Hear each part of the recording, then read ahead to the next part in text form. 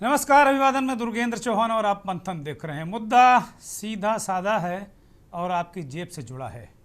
आंकड़े झूठ नहीं बोलते और ताज़ा आंकड़े डराने वाले हैं। अप्रैल 2026 के जो WPI यानी कि थोक महंगाई के नंबर आए हैं वो किसी झटके से कम नहीं है। महज एक महीने में महंगाई दर 3.88 से उछल कर 8.30 पर जा पहुंची है। यह आंकड़ा मामूली नहीं है, यह पिछले 3.5 साल का सबसे उच्चतम स्तर है थोक महंगाई बढ़ने का। इसका सीधा मतलब है आने वाले दिनों में आपके घर का साबुन, तेल, आटा, दाल, जरूरी चीज़ें जो आप खाते पीते हैं वो भयंकर महंगी होने वाली हैं। क्या आपकी थाली से दाल गायब होने वाली है? क्या आपकी रसोई का बजट आउट ऑफ कंट्रोल हो चुका है? मार्च में जो थोक महंगाई दर थी 3.88%, वो अप्रैल में अचानक 8.5 के करीब कैसे पहुंच गई? 42 महीनों का रिकॉर्ड टूट चुका है। थोक बाजार तड़प रहा है और फुटकर के क्या ही कहने, आम आदमी पिस रहा है। जब प्रधानमंत्री सचेत कर रहे हैं और विपक्ष हमलावर है तो आखिर जनता जाए तो कहाँ जाए? सवाल है कि इन दो पार्टों के बीच पिस कौन रहा है? वो आम आदमी जिसकी सैलरी नहीं बढ़ी, कारोबार में बहुत बढ़ोतरी नहीं हुई, लेकिन खर्च 2 गुना हो गया है। तो मंथन में आज सबसे बड़ा यही सवाल, महंगाई डायन डरा रही है।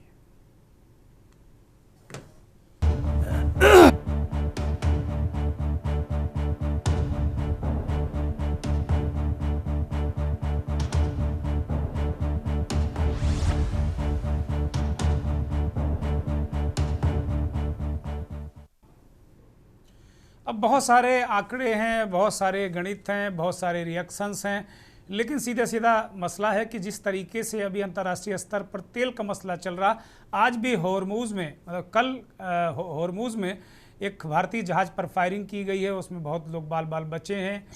ओमान के लोगों ने इस जहाज़ को बचा लिया है। तो अभी बहुत स्थिति स्पष्ट नहीं है कि हमारे साथ ईरान का कैसा व्यवहार होगा, अमेरिका का कैसा व्यवहार होगा, रूस क्या कर रहा है।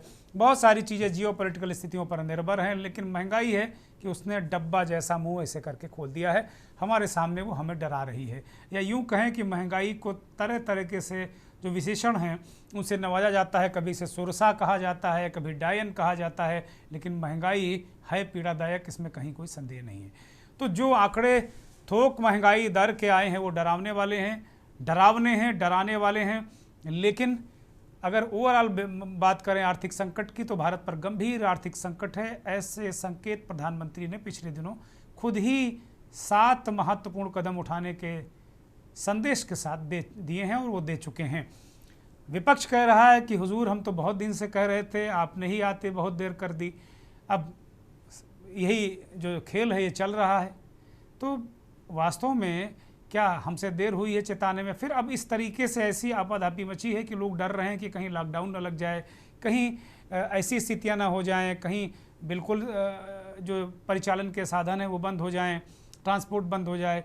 अभी प्रधानमंत्री का अनुरोध पर तमाम राज्य सरकारों ने अपने जो सरकारी अधिकारी हैं, मंत्री हैं, प्रधानमंत्री ने खुद अपनी फ्लीट में कटौती की है।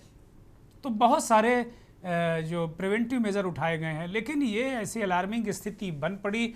बार बार नेता प्रतिपक्ष राहुल गांधी कह रहे थे कि हम भयंकर आर्थिक संकट में हैं। उस वक्त विधानसभा के कई चुनाव सामने थे। तो क्या इस वजह से सरकार इस कड़वी सच्चाई को नहीं स्वीकार कर रही थी कि कहीं उसको राजनीतिक नुकसान ना हो भारतीय जनता पार्टी को, जिसकी सरकार है? ये बहुत सारे सवाल, बहुत सारे जो शंकाएं मन में उपज रही हैं। इस पूरे जो महंगाई, जो भी आर्थिक स्थितियां हैं, हमारी कमज़ोर आर्थिक स्थिति या जो आर्थिक संकट है हमारे सामने, चुनौतियां हैं, उसको लेकर जो राजनीतिक लोगों के बयान हैं वो सुनिए, फिर आम पब्लिक की बात हम आपको बताएंगे। अभी आप देखना क्या होने वाला है यहां पे। ये स्टेट ऑफ हॉर्मुज जो बंद हुआ है, अभी आप देखना हिंदुस्तान में क्या होने वाला है। अभी तो शुरुआत हुई है। क्यों? क्योंकि नरेंद्र मोदी ने हिंदुस्तान की एनर्जी सिक्योरिटी अमेरिका को दे दी। क्योंकि नरेंद्र मोदी एप्स्टीन के कारण, अदानी के कारण, अपने फाइनेंशियल स्ट्रक्चर के कारण कॉम्प्रोमाइज्ड हो गए हैं। नरेंद्र सरेंडर हो गया है। देखिए, ये जो भारतीय जनता पार्टी की मौजूदा सरकार है ये लगातार जो है आम जनमानस से जुड़े जो भी महंगाई का मुद्दा है वो लगातार जारी है। महंगाई इस कदर बढ़ी हुई है कि लोगों के चूल्हे तक पहुंच गई है। वो सोने चांदी से लेकर के आज सब्जी पेट्रोल तक के दाम बढ़ गए हैं। रोज़मर्रा की जो ज़रूरतें हैं, आप समझिए लोगों का चूल्हा चलना बंद हो गया है। पहले गैस के दाम बढ़े और अब ये आँच जो है तेल, रिफाइंड तेल हो, चाहे सब्जी हो, चाहे रोज़मर्रा की जो भी ज़रूरत की सामानें हैं, वो सब महंगी करती जा रही है सरकार, जिसका सीधा असर आम जनमानस की जेब पे पड़ रहा है। घर का चूल्हा जलना मुश्किल हो गया है। सोने चांदी के दाम बढ़ रहे हैं। हमारे जो है देश के प्रधानमंत्री ने कह दिया कि सोना मत खरीदिए 1 साल तक। लोग सोना नहीं खरीदेंगे, अपने बच्चों की शादी कैसे करेंगे? जो ज्वेलरी के दुकान वाले हैं, जो बड़े बड़े शराफा बाजारी हैं, उनका घर कैसे चलेगा? आप पेट्रोल डीजल की बात कर रहे हैं, पेट्रोल डीजल के दाम जिस तरीके से बढ़ रहे हैं, पेट्रोल डीजल से जुड़े हुए अन्य मुद्दे हैं, क्योंकि वाहन में जो यूज़ होता है, जो किराए भाड़े में यूज़ होता है, उसका असर सीधे जो है अन्य खाद्यान्न जो वस्तुओं पर पड़ता है, जो चीज़ें आयात होती हैं उन पर पड़ता है। 2014 के समय उनके बड़े बड़े पोस्टर लगते थे, बहुत हुई महंगाई की मार अब की बार मोदी सरकार।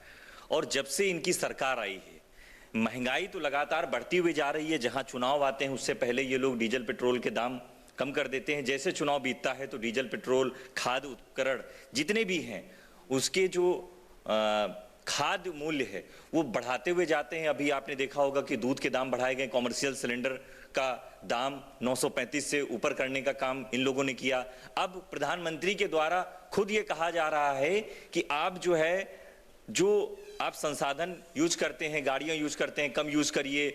आप जो है एनर्जी लॉकडाउन लगाने की जहां तक बात उनके द्वारा की गई है, मैं समझता हूं कि ये प्रधानमंत्री जो आज कैसे महंगाई कम कर सकते हैं इसके लिए एक ज्वाइंट पार्लियामेंट्री कमेटी बनाते, लेकिन ये सिर्फ और सिर्फ जनता पर मार कर रहे हैं महंगाई के द्वारा। इनका जनता से कोई सारोकार नहीं है। निश्चित तौर पे भारत देश की जनता पर बोझ पड़ रहा है और मैं कह सकता हूं कि आने वाले समय में इनको भुगतना भी पड़ेगा। पार्लियामेंट में मैंने मतलब एप्स्टीन शब्द बोला और स्पीकर साहब ने कहा नहीं नहीं नहीं नहीं नहीं नहीं नहीं नहीं नहीं। मैंने कहा कि देखिए मामला एनर्जी सिक्योरिटी का है, मामला एनर्जी सिक्योरिटी का है। मामला यह है कि गैस सिलेंडर नहीं मिल रहा, हमारी एनर्जी सिक्योरिटी कॉम्प्रोमाइज कर दी गई है। आज अमेरिका कहेगा कि अगर हम रूस से गैस तेल खरीद सकते हैं, अमेरिका कहेगा अगर हम ईरान से, इराक से, किसी और से खरीद सकते हैं, मतलब एनर्जी सिक्योरिटी कॉम्प्रोमाइज हो गई। उसके बाद मैंने बोला क्यों हुई,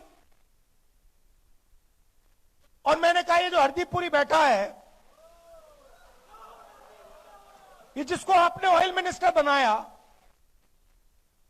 ब्यूरोक्रेसी से उठा के ऑयल मिनिस्टर बना दिया, ये पहला कॉम्प्रोमाइज है।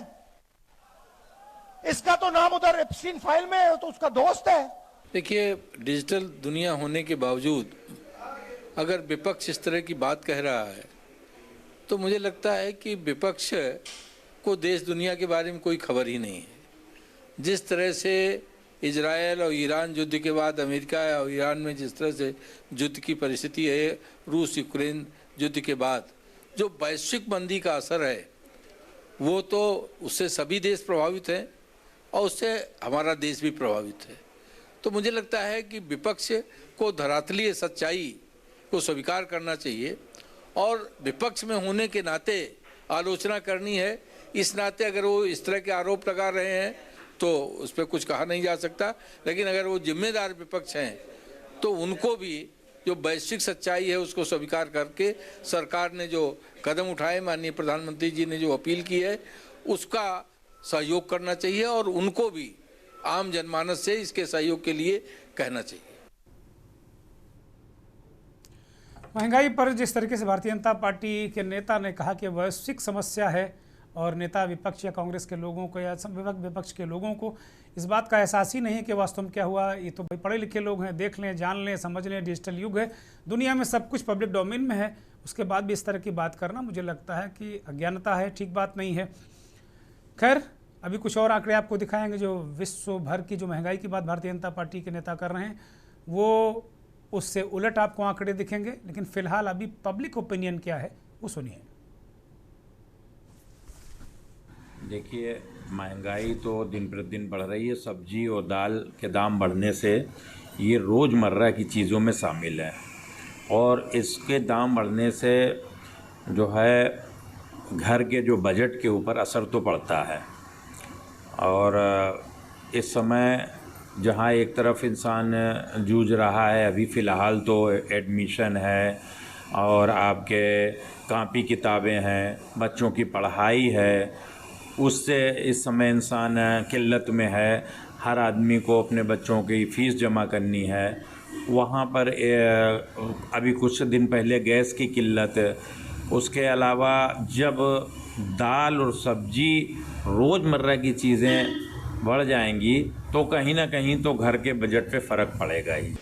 फेलियर नहीं, अब समय को देखते हुए बढ़ रही है थोड़ी बहुत महंगाई तो बढ़ेगी ही। फेलियर का क्या है इसमें? फेलियर अगर जिस प्रकार से देखा जाए लगातार रेट बढ़ते ही जा रहे हैं।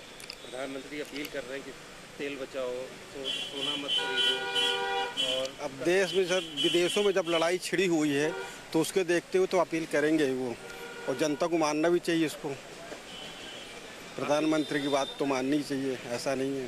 आपकी जेब पर क्या असर पड़ रहा है इस समय अगर देखा जाए जिस तरह घर परिवार का? सर थोड़ी बहुत महंगाई तो बढ़ती रहती है, उसके लिए हम लोग क्या कर सकते हैं। सभी सरकारों में बढ़ती महंगाई, कोई भी सरकार रही है, थोड़ी बहुत महंगाई तो बढ़ती है। नहीं, इस बार में सरकार को लेकर तो हमें कुछ भी नहीं कहना, ना ही इस मामले में सरकार दोषी है। सरकार की अपनी मजबूरियां हैं। इसमें जो हालात आप देख रहे हैं, हिंदुस्तान तो छोड़िए, पूरे विश्व के हालात देख रहे हैं, और सारे हर कंट्री के प्राइम मिनिस्टर्स हो या प्रेसिडेंट जो भी हैं, कितनी रिक्वेस्ट कर रहे हैं अपनी पब्लिक से कि फ्यूल कम से कम यूज़ करिए, फ़्लाइट्स कैंसिल हो रही हैं, गोल्ड मत खरीदिए, वगैरह वगैरह, इतने सारे पॉइंट्स हैं। तो हम जनता ही नहीं करेगी तो कौन करेगा, आप ये बताइए। सब्जी का दाम तो इस समय गर्मियों में बढ़े जाते हैं कि पानी बरस नहीं रहा और सब्जी की उपजाऊ कम हो रही है, इसलिए सब्जी के रेट बढ़े हुए हैं। तो आप जिसे रोज़ का आप घर पर सामान ले जाते हैं तो 150 रुपये का तो फ़र्क पड़ता ही है।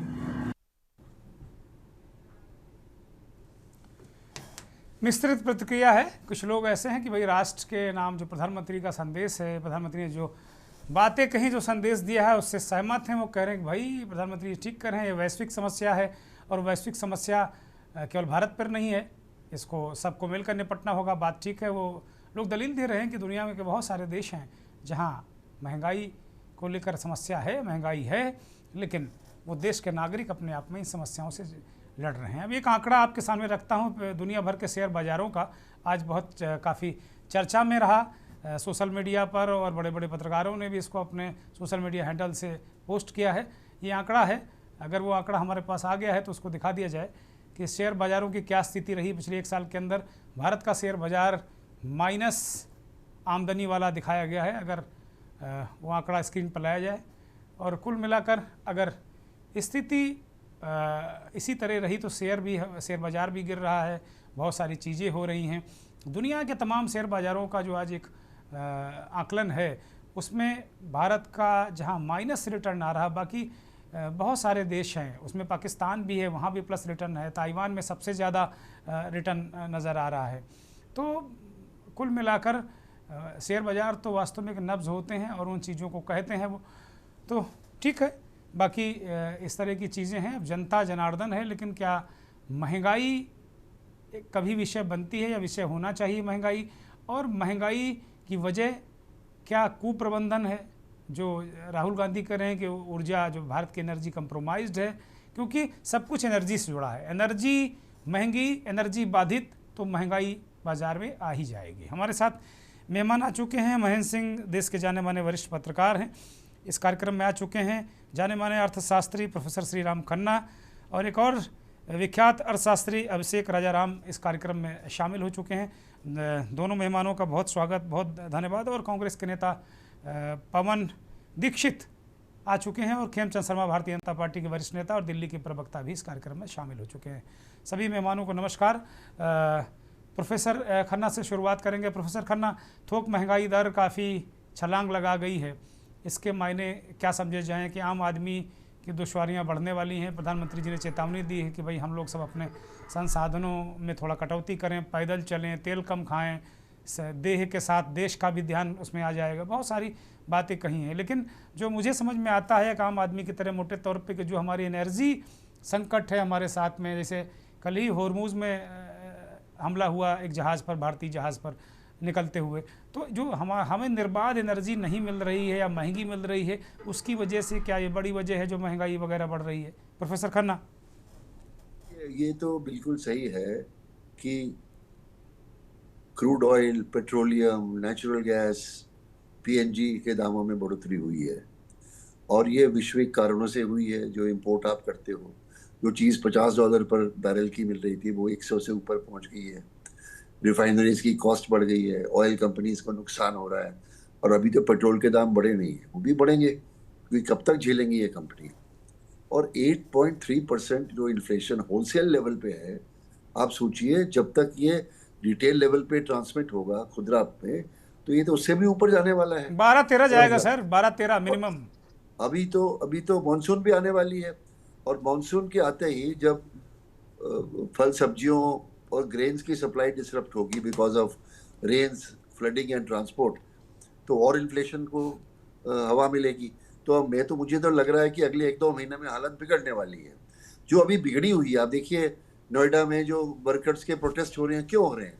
कोई पॉलिटिकल प्रोटेस्ट नहीं है ये, क्योंकि उनके घर के चूल्हे नहीं जल रहे हैं, वो मजबूरी में। सर आप कह रहे हैं पॉलिटिकल प्रोटेस्ट नहीं है सर, खन्ना सर आप कह रहे हैं पॉलिटिकल प्रोटेस्ट नहीं है, और रिपोर्ट्स तो यहाँ तक हैं कि पाकिस्तान का हाथ है उसमें, पाकिस्तान करा रहा है सर। जो तो आप पॉलिटिकल बात कर रहे हैं। बड़े जिम्मेदार लोगों ने कहा सर पाकिस्तान ने हमारे यहाँ नोएडा में से बवाल करा दिया, और सर आप कह रहे हैं कि जनता का कैसी?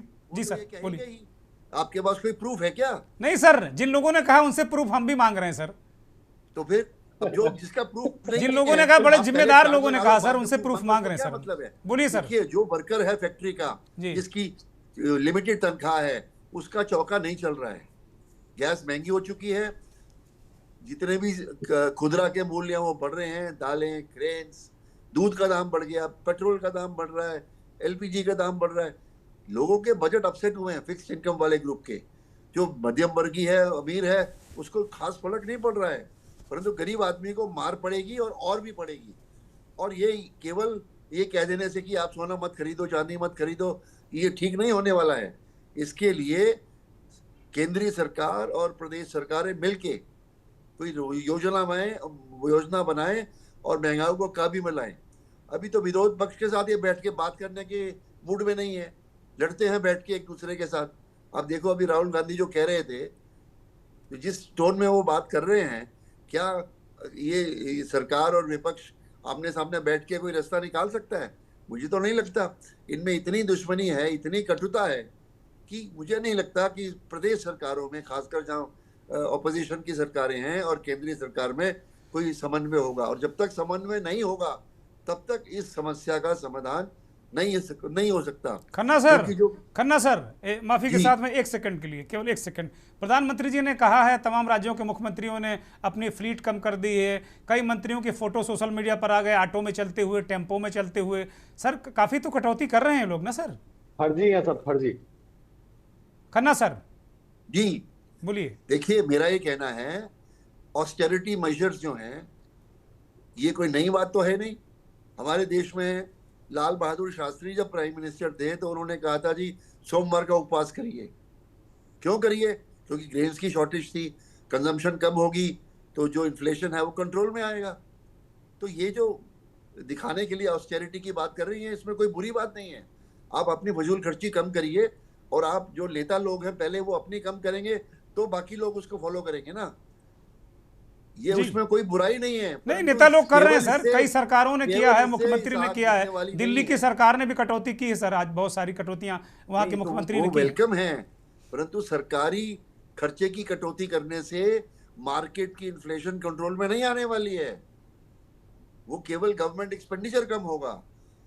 मार्केट फोर्सेस को कंट्रोल करने के लिए सेंट्रल गवर्नमेंट और स्टेट गवर्नमेंट की कोऑर्डिनेटेड पॉलिसी की जरूरत है, product by product, industry by industry. अब जितने माल हैं, फैक्ट्रियों में माल जो खरीदा जा रहा है, होलसेल प्राइस इंडेक्स बढ़ेगा तो उनकी कॉस्ट ऑफ प्रोडक्शन नहीं बढ़ेगी, कॉस्ट ऑफ प्रोडक्शन बढ़ेगी और जो उनका फिनिश्ड माल बाजार में जाएगा उसका दाम नहीं बढ़ेगा। और अगर दाम देने की स्थिति में नहीं होंगे लोग तो इंडस्ट्री में भी रिसेशन आने की खतरा है जी। इसलिए ये एक बहुत डिफिकल्ट पीरियड है। मैं तो ये समझता हूँ कि जिस तरह मुश्किल आई थी कोविड के दौरान जी, उससे हो सकता है कम मुश्किल हमें आए, पर मुश्किल जरूर आ रही है। जी, अगले 3-4 महीने ये मुश्किल से भरे हैं और देश के घर परिवार को अपने बजट को बांध लेना चाहिए, फजूल खर्ची बंद करनी चाहिए और अपनी किफायत से काम चलाना चाहिए, हर कंपनी को, हर गवर्नमेंट को और हर परिवार को। और उपभोक्ताओं को भी बड़े ध्यान से करना चाहिए, जो चीज जरूरी है वही खरीदे, जो जरूरी नहीं उसको ना खरीदें। ये बहुत जरूरी है क्योंकि जब तक सब लोग कोऑपरेट नहीं करेंगे तो इन्फ्लेशन पे कंट्रोल नहीं आएगा। ठीक सर, बहुत महत्वपूर्ण बात कही आपने कि एक एक व्यक्ति को, भारत के एक एक आदमी को इस बात का ध्यान रखना होगा कि भाई जितनी ज़रूरत की चीज़ें उतनी ही खरीदें। हमारे साथ अभिषेक राजाराम साहब हैं, अर्थशास्त्री हैं। अभिषेक जी, अभी खन्ना साहब ने बड़ी महत्वपूर्ण बात कही कि भाई ठीक है, सरकारों ने अच्छा काम किया है, वो ज़रूरी मेजर्स ले रहे हैं, वो कदम उठा रहे हैं, सरकारें इस तरह का काम कर रही हैं, कटौती कर रही हैं, बड़ी बड़ी फ्लीट कम हो रही हैं, मंत्री, मुख्यमंत्री, प्रधानमंत्री सब ने अपने अपने स्तर पे आह्वान किया है और उसको अमल में लाने की कोशिश कर रहे हैं। वो कह रहे हैं कि भाई प्रोडक्ट वाइज बातचीत करनी होगी, राज्य सरकारों को बैठना होगा। क्या इस तरीके की कोई बातें आपको दिख रही हैं इस वक्त जो ज़रूरी हैं? मूव टू अ सिचुएशन जहां पर इकोनॉमिक कन्वर्सेशन पैट्रियोटिज्म से लिंक कर दिया गया। सारी जिम्मेदारी जनता के ऊपर आ गई है कि आप खर्चे कम कीजिए। सरकार तो ये गाड़ी पर खर्चा कम कर रही है। सर, आपकी आवाज दर्शकों तक नहीं पहुंच रही, कृपया माइक ठीक करिए। आपकी आवाज दर्शकों तक नहीं, निर्बाध रूप से नहीं पहुंच रही, उसे ठीक करिए प्लीज। और अभिषेक सर की आवाज ठीक की जाए अगर हमारे यहाँ से कोई व्यवधान है तो। बोलिए सर।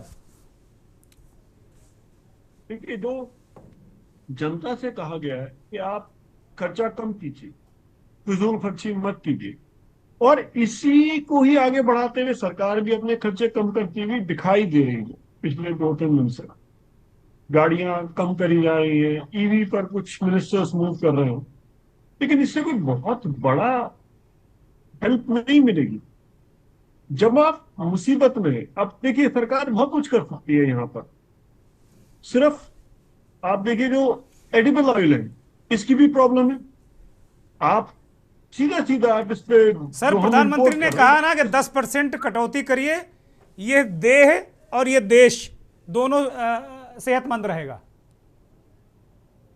नहीं तो आप बेसिक कस्टम ड्यूटी क्यों नहीं रिमूव कर देते? सब सस्ता हो जाएगा।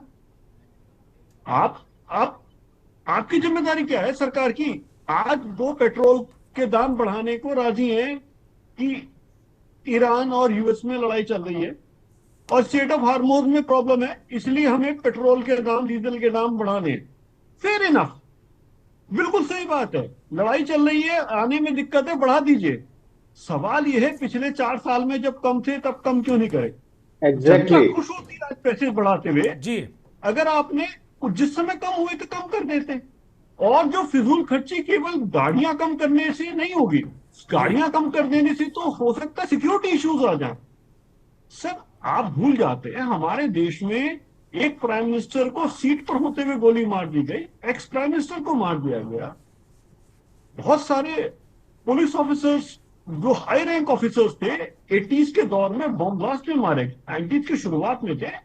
ये सब चीजें देखते हुए ऐसा नहीं कि हम ये कहें कि सर हमारे प्राइम मिनिस्टर या मिनिस्टर के लिए सर ऐसा कन्वर्सेशन इतना जरूरी है कि आप गाड़ी कम कर दीजिए, सिक्योरिटी का रिस्क नहीं, वो नहीं लेना। लेकिन इसके अलावा जो बहुत सारी फिजूल खर्चियां होती है सरकार की, प्लस जो इंफ्रा पर काम है वो बढ़ नहीं रहा।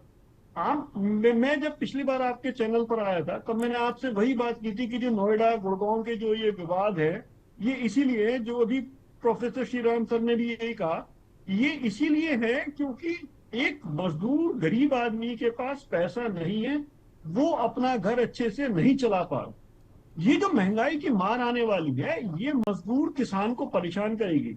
मैं एक बात में सर की एग्री करता हूँ, प्रोफेसर सर की, कि जो अगले 3-4 महीने बहुत मुश्किल है, लेकिन सर ने कहा कि कोविड से कम मुश्किल है। मेरा उस पर डाउट है। मेरा ये मानना है कि कोविड से ज्यादा बुरी स्थिति आएगी। रीजन ये है कि हम पिछले 1-1.5 साल से 1-1.25 साल से यूएस से टैरिफ वॉर लड़ रहे हैं। हमारी इंडस्ट्री ऑलरेडी नीचे जा चुकी है। प्रोफेसर अभिषेक, आप ये कह रहे हैं कि कोविड से ज्यादा भयंकर स्थिति के लिए हम तैयार रहे, ये कहना चाह रहे हैं आप?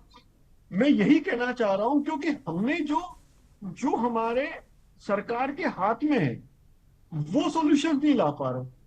देखिए, ये समस्या है, इकोनॉमिक प्रॉब्लम है। इकोनॉमिक प्रॉब्लम का सॉल्यूशन इकोनॉमिस्ट के साथ बैठकर होगा। जो फैसला इकोनॉमिक्स, जो सजेशन इकोनॉमिस्ट दे, वो उनको विपक्ष के साथ बैठकर या सरकारों के साथ बैठकर बातचीत करनी होगी। जी, आप पहला स्टेप ना करके दूसरे स्टेप पर जाते हैं। आपके पास सॉल्यूशन कुछ नहीं, आप सिर्फ ये कह रहे हैं ऊपर ऊपर से कि भाई ये कम कर दो, वो कम कर दो। गोल्ड रोज थोड़ी खरीदता है आदमी,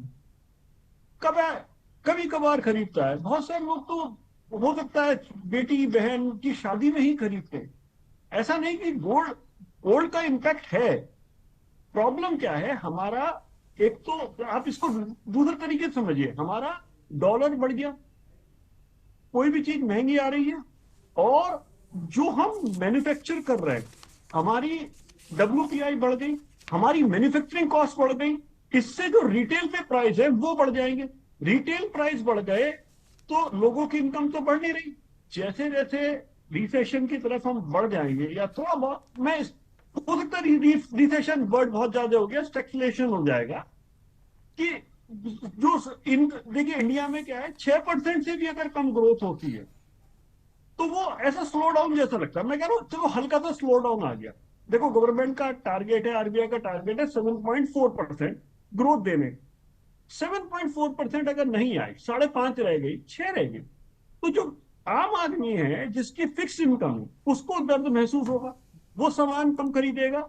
जैसे जैसे वो सामान कम खरीदेगा, मैन्युफैक्चरिंग और धीरे धीरे कम करनी पड़ेगी। सर, प्रोफेसर खन्ना अभी कह रहे हैं ना, उपभोक्ताओं से प्रोफेसर खन्ना कह रहे हैं कि आप सिर्फ और सिर्फ जरूरियात का सामान खरीदें, तो एकदम अगर खरीदारी कम होगी तो जाहिर सी बात है प्रेशर तो बढ़ेगा इकोनॉमी पर। अब आप देखिए, ये दो व्यूज हैं। एक तो सर जो कह रहे हैं बिल्कुल सही कह रहे हैं कि आप फालतू सामान मत खरीदिए, पैसा कन्वर्स करके रखिए। अगर आप इसको इकोनॉमी के दूसरे तरीके से देखें तो इस समय इस मुसीबत से बाहर तभी आ पाएंगे जब एक आम आदमी ज्यादा खरीदारी मार्केट में करेगा। अब ये दोनों बिल्कुल रिवर्स सिचुएशन है। अब इसका सोल्यूशन क्या? इसका सोल्यूशन तो गवर्नमेंट को देना पड़ेगा उसको। सर, ये बड़ा सवाल है। इसी मोड पर मैं ब्रेक पर जा रहा हूं, यही मोड ले रहा हूं और इसी ब्रेक पर जा रहा हूं कि प्रोफेसर अभिषेक इस बात को कह रहे हैं कि ये जरूरी है। अब दो व्यू है। प्रोफेसर खन्ना ने कहा कि भाई आप पैसा बचा के रखिए, कोविड जैसी सिचुएशन आ सकती है, बहुत ज़रूरियात का ही सामान खरीदिए, ज़्यादा मत करिए, बहुत अपने आप को अनुशासित रखिए। और दूसरी तरफ अभिषेक जो अर्थशास्त्री हैं वो कह रहे हैं, अभिषेक राजाराम जी, कि भाई अगर हम बिल्कुल खरीदारी कम हो जाएगी, जो ये सिचुएशन है इससे तो ज़्यादा खरीदारी हो, मार्केट में कैश फ्लो हो, पैसे आएँ, सामान बिके, तभी इस आर्थिक संकट से, महंगाई दर से, इनसे उनसे हम लोग निजात पा सकते हैं। तो वास्तव में दो व्यू आए हैं ब्रेक से पहले, ब्रेक के बाद इन पर हम डिस्कस करेंगे।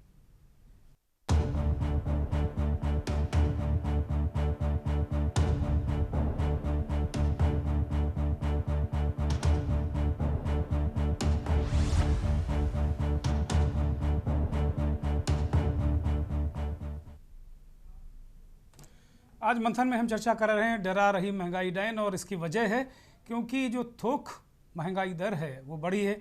अभी ब्रेक से पहले अर्थशास्त्रियों ने कहा इस बात को कि अभी तो ये जब रिपरकेट करेगी, रेपे नीचे स्तर पर जब ये निकल कर आएगी, अभी तो ये थोक महंगाई दर है, जब ये नीचे आएगी तो ये एक हाहाकार होगा। एक बहुत काफ़ी ऊपर जो फुटकर महंगाई दर है, खुदरा महंगाई दर है, वो काफ़ी ऊपर तक जा सकती है। बहुत सारी चीज़ें आने वाले 2-3 महीने बहुत मुश्किलात में रहने की जो आशंका है, या ऐसा कहा जा रहा है, विशेषज्ञ इस बात को कह रहे हैं।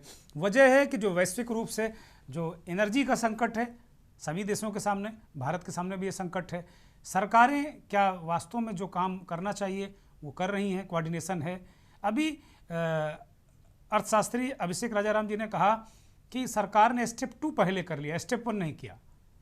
इस बहुत सारे सवालात हैं। सीधे जो सत्ताधारी दल है भारतीय जनता पार्टी, उसके प्रवक्ता खेमचंद शर्मा हमारे साथ हैं। खेमचंद शर्मा एक IT प्रोफेशनल भी हैं। खेमचंद शर्मा, बहुत सारे सवाल हैं, जवाब हैं, और सरकार की जिम्मेदारी आपसे ज़्यादा बनती है, क्योंकि जाहिर सी बात है सरकार जो चलाता है सवाल उसी से लोग पूछते हैं। दीजिए जवाब शर्मा जी। नमस्कार, धन्यवाद।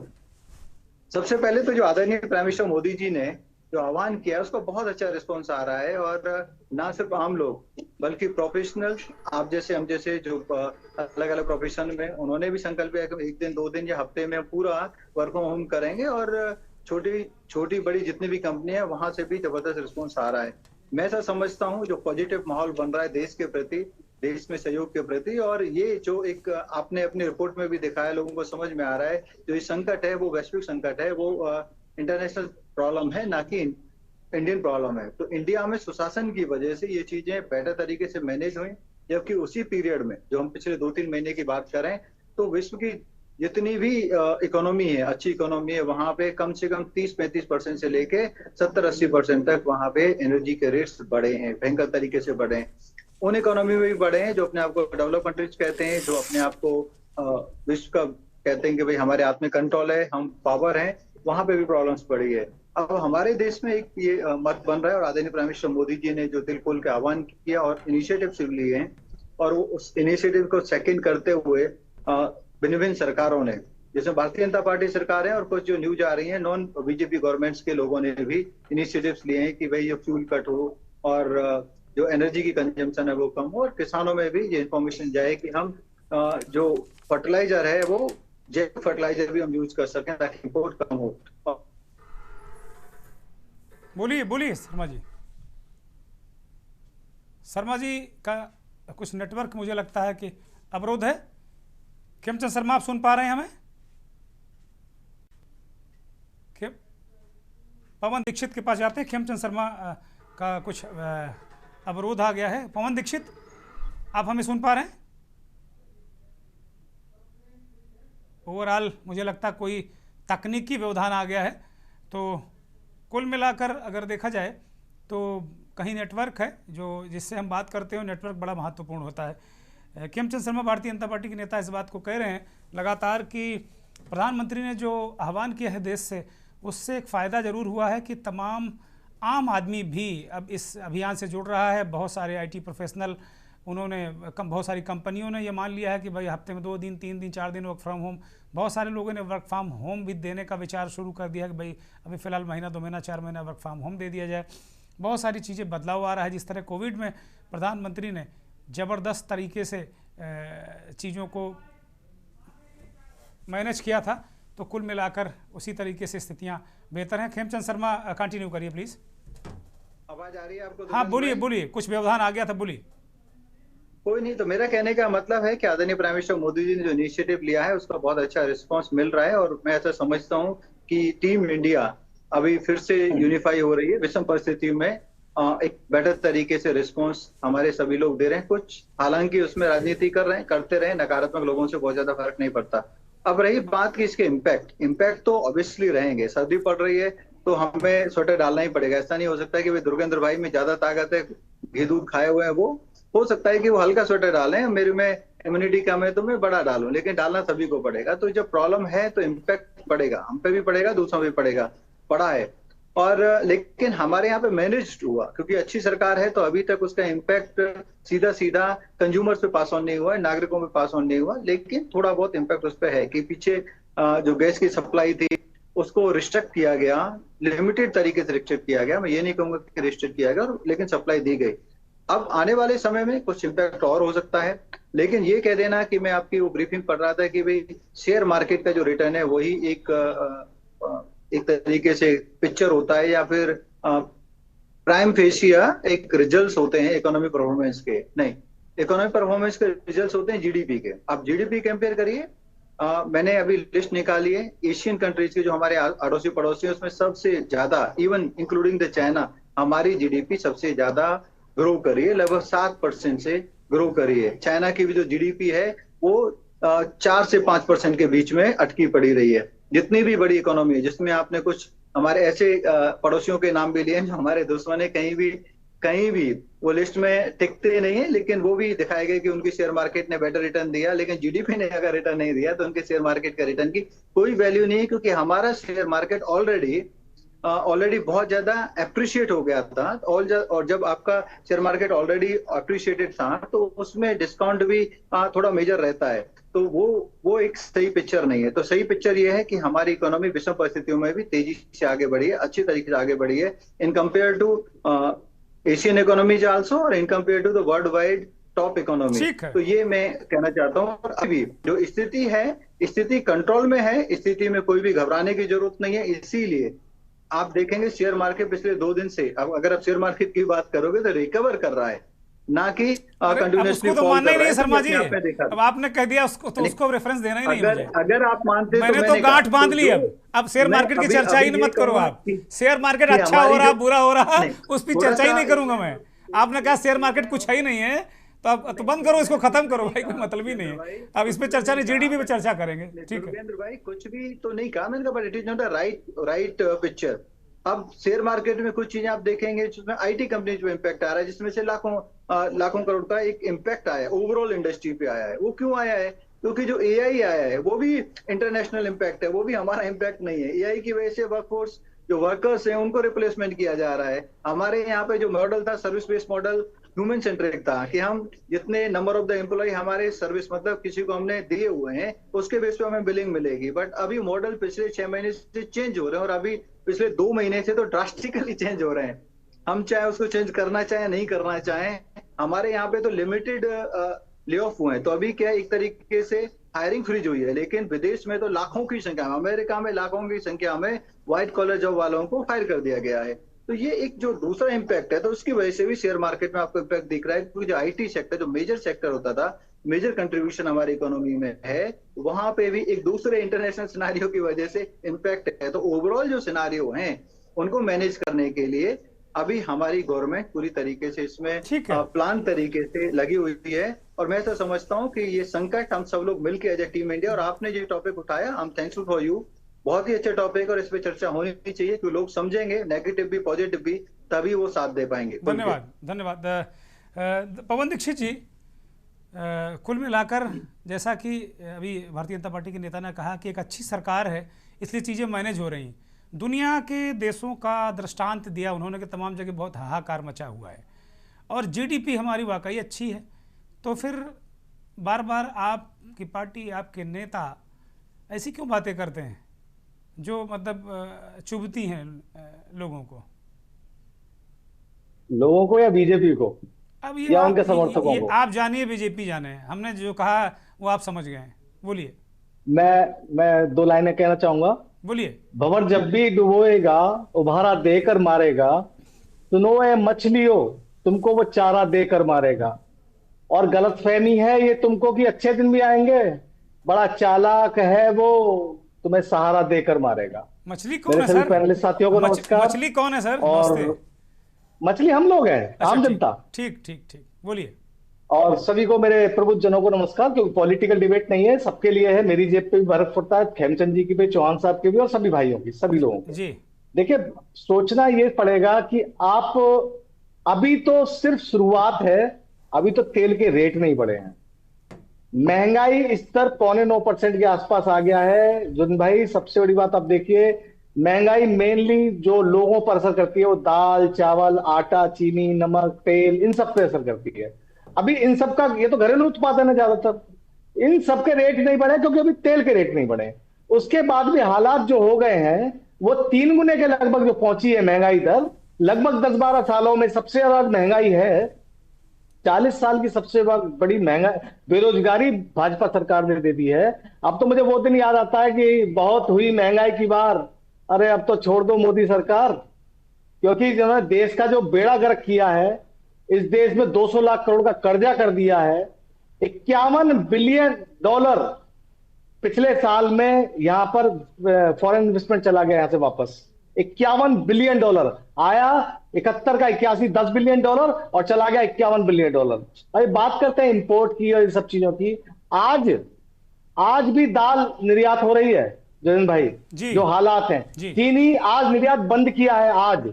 और अभी जो बहुत ज्यादा चुगुबे पड़े जा रहे थे ना झूठे, कि लोगों ने बहुत प्रोटोकॉल का हल्का कर दिया है, आज भी कृष्ण मेनन मार्ग, अमित शाह जी के घर पर आदरणीय योगी जी गए थे, आप गाड़ियों का काफिला चेक किया आपने?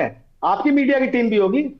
आज गाजियाबाद में राजनाथ सिंह जी गए, 20 से 25 मिनट लोग ट्रैफिक में खड़े रहे उनके प्रोटोकॉल के लिए। अब बातें करते हैं कि 2 गाड़ी से गए। ठीक है, 1 साल के लिए बोल रहे हैं ना मोदी जी ने, आप भी वॉच रखिएगा और हम भी वॉच रखेंगे कि 1 साल में कितनी बार ये 2 गाड़ियों से निकलते हैं। ये सब झूठे प्रोपेगेंडा ना करें। और मेरे इकोनॉमिस्ट साथियों ने बिल्कुल सही बात बोली है कि ये ऊंट के मुंह में जीरा है।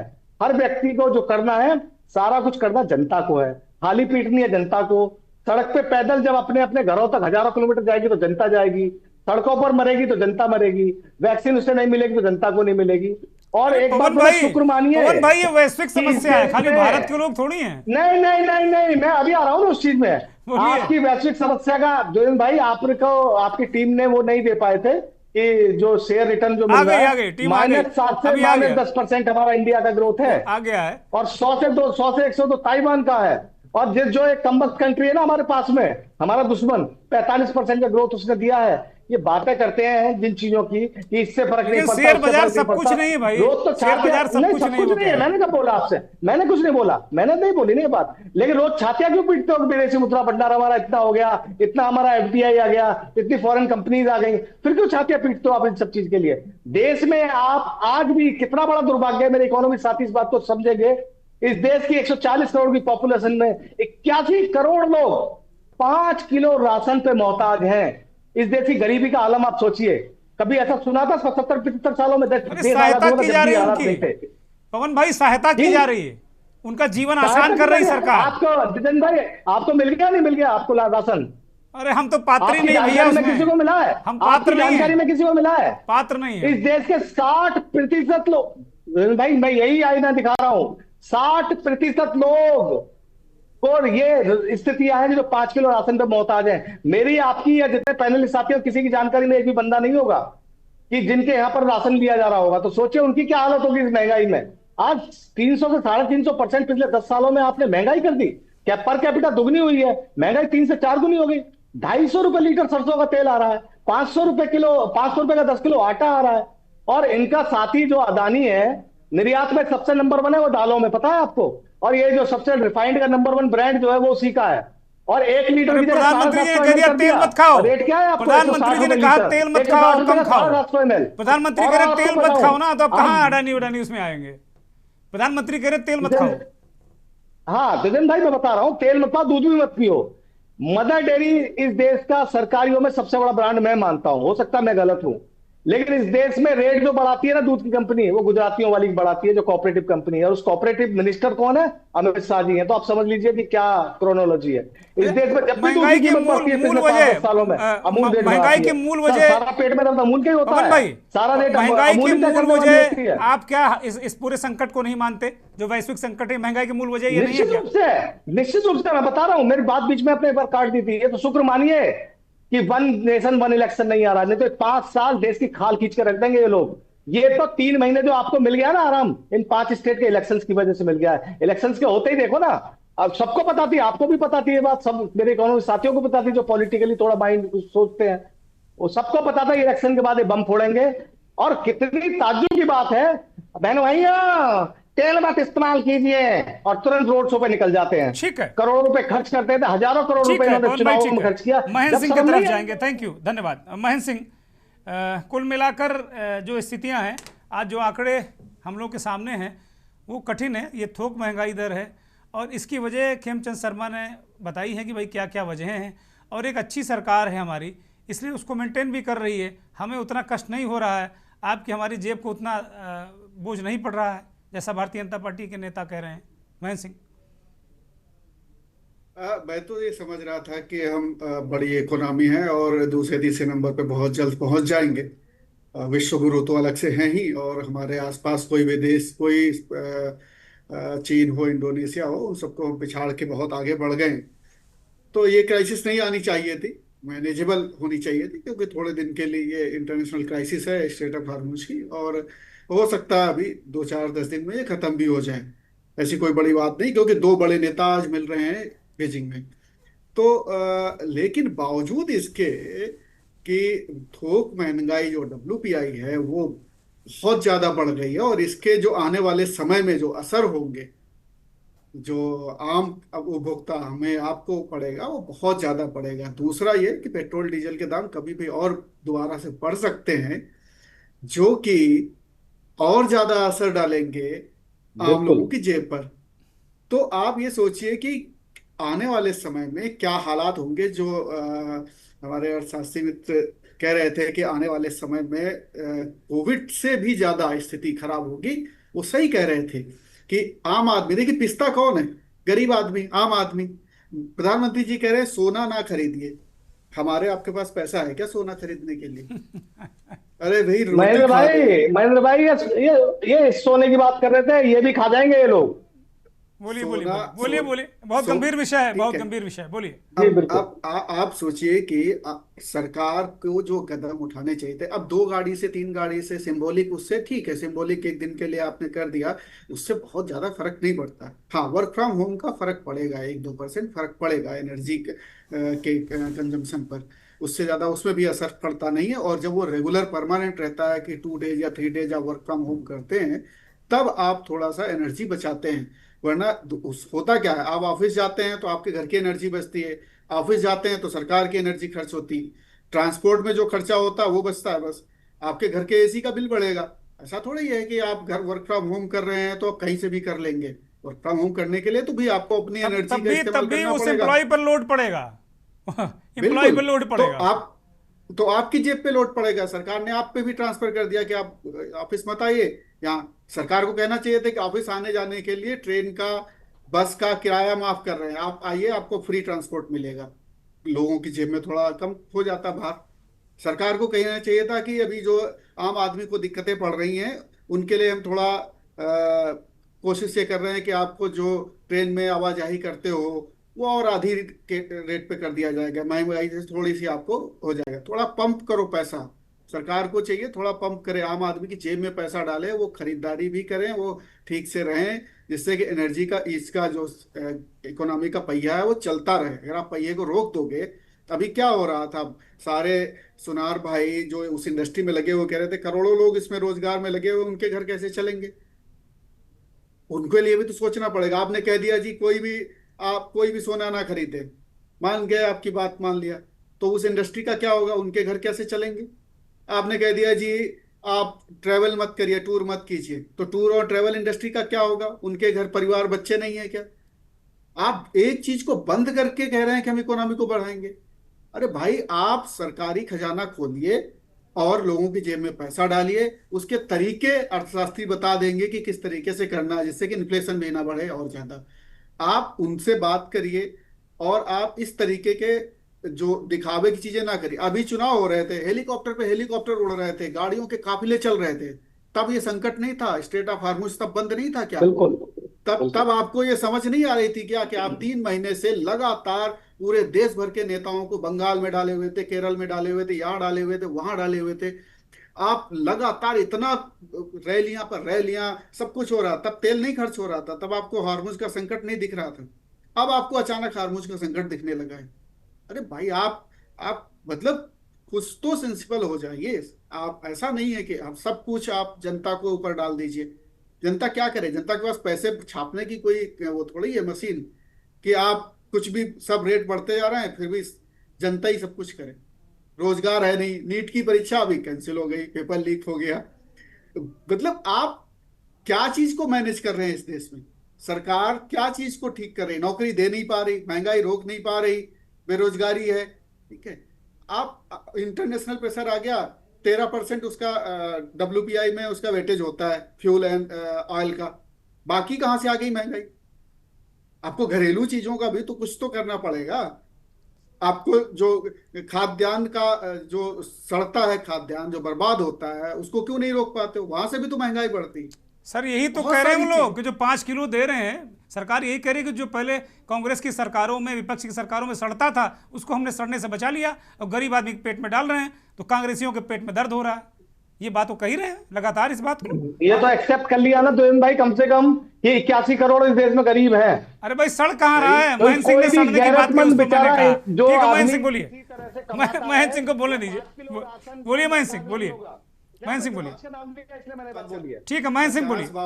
50-52% लोग तो बीजेपी को भी वोट करते हैं, उनको भी तो असर पड़ता है इन्फ्लेशन का। सिर्फ बाकी विपक्ष की पार्टियों को जो वोट देते हैं उनको ही थोड़ी पड़ता है, सबको असर पड़ता है। मिडिल क्लास, लोअर क्लास, वो किसी भी को वोट देता हो, उससे क्या फर्क पड़ रहा है? महंगाई तो सबके लिए है, दूध 2 रुपए कल से महंगा हो गया तो सबके लिए है। तो सर राष्ट्र हित में कुछ तो करना पड़ेगा ना, राष्ट्र को बचाना है, राष्ट्र की भावना नहीं है क्या लोगों में? तो राष्ट्र को जैसे चाइना भी बचा रहा है, राष्ट्र को इंडोनेशिया भी बचा रहा है, राष्ट्र को सर, लेकिन हम बेहतर बचा रहे हैं, हम बेहतर बचा रहे हैं सर। तो हम बेहतर बचा रहे हैं तो साधुवाद आपको देवेंद्र भाई, साधुवाद। हम बहुत नंबर 1 की इकोनॉमी बनने वाले हैं, जीडीपी बनने वाले हैं, विश्वगुरु तो बन ही चुके हैं, नंबर 1 के हम बन भी जाएंगे, उसमें वर्ल्ड के नेता तीनों लोगों की। अभी विष्णु जी भी पीछे होने वाले हैं, लक्ष्मी जी भी। ठीक है प्लीज। जो आप मतलब मेरा कहना है कि कुछ जो कदम सरकार को उठाने चाहिए, गंभीर कदम उठाने चाहिए, लोगों को डिस्टर्ब नहीं करो, किसी सर्विस को डिस्टर्ब नहीं करो। आप उनके रोजगार भी, अभी जैसे गैस का संकट आया तो जो खोमचे वाले थे, चाय वाले थे, समोसे वाले थे, वो उन्होंने बंद हो गया, वो चले गए, गाँव चले गए, उनका परिवार क्या नहीं है? उनके बारे में आपको नहीं, अंतिम व्यक्ति के बारे में जब आप अंत्योदय की बात करते हो, आप कहते हो कि हमारा नारा अंत्योदय का है, तो सबसे पहले उनके बारे में सोचो ना भाई, क्यों नहीं सोच रहे हो उनके बारे में? मेरा ये कहना है। ठीक है। शर्मा जी 30 सेकंड का एक छोटा सा कमेंट, फिर मैं कार्यक्रम खत्म करूंगा। शर्मा जी जल्दी से। देखिए, अच्छी चर्चा हुई, लेकिन मैं देशवासियों का, आपके टीवी के माध्यम से, आपका टीवी बहुत देखा जाता है, मैं आश्वस्त कर देना चाहता हूं कि आप सेफ हैंड्स में हैं, आप मौजूद सरकार के साथ हैं, आप साथ दीजिए, साथ में चलिए, और हम लोग as a team India, team Bharat, हम इस समस्या से प्लीज एक दूसरे मत बोलिए, प्लीज बोलिए शर्मा जी, कंप्लीट करिए। परेशान हो रही हैं, हम परेशान नहीं होंगे, हम बेटर तरीके से, इफेक्ट जरूर रहेगा लेकिन 19-20 इफेक्ट रहेगा, वो इफेक्ट हमें परेशान नहीं कर पाएगा। मैं ऐसा समझता हूँ कि भारत इससे उभरेगा और मजबूत होकर उभरेगा। धन्यवाद। अभिषेक राजाराम सर, एक अंतिम टिप्पणी, छोटी सी, बहुत छोटी सी सर, बहुत जल्दी, बड़े महत्वपूर्ण होगी। अब आपने पूरी चर्चा को सुन लिया है। भाग चले गए वो से। दूसरी चीज, जितना भी हो सके जो सरकार बेनिफिट दे सकती है उसके पास सामान रखा है, अनाज रखा है, और ये सब करके आम आदमी को जल्दी से रियायत दीजिए, जल्दी से रिलीफ दीजिए, कहीं बहुत देर ना हो जाए। थैंक यू, बहुत बहुत धन्यवाद। उनसे भी कुछ विचार वो ले सकते हैं। और खेमचंद शर्मा इस कार्यक्रम में थे, उम्मीद है कि अपनी सरकार को एक नोट बनाकर वो जरूर देंगे जो इस कार्यक्रम में आया है। हम शर्मा जी से ऐसी उम्मीद करते हैं और सरकार से भी उम्मीद करते हैं कि वो इस पर विचार करेंगे। अभिषेक राजाराम वरिष्ठ अर्थशास्त्री इस बात को कह रहे थे कि जो टैलेंट है बाहर चला गया उसको वापस मंगाइए, और तत्काल प्रभाव से सरकार के पास वो साधन संसाधन, रुपया, पैसा, अन्न, माल, असबाब सब कुछ है, आप सपोर्ट कीजिए, वरना फिर बहुत देर हो जाएगी। नमस्कार।